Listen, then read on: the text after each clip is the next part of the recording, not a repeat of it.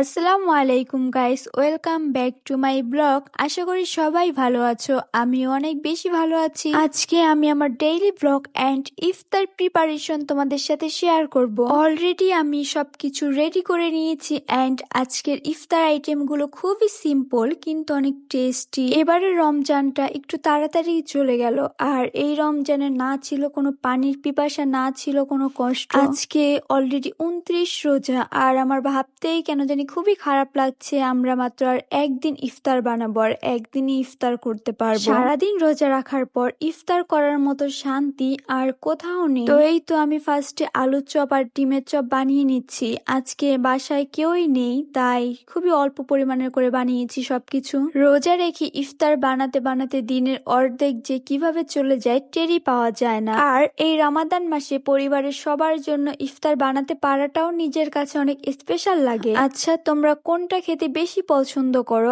আলুর চপ নাকি পেঁয়াজু নাকি বেগুনি? আমার তো বেগুনিটা একটু বেশি পছন্দ। এই তো সবকিছু অলমোস্ট রেডি হয়ে গেছে, আর ইফতারের সময়ও হয়ে গেছে।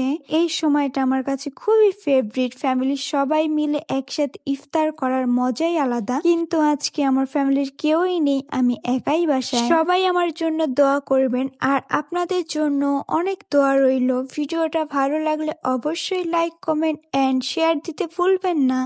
সবাই ভালো থাকবেন। আল্লাহ হাফেজ।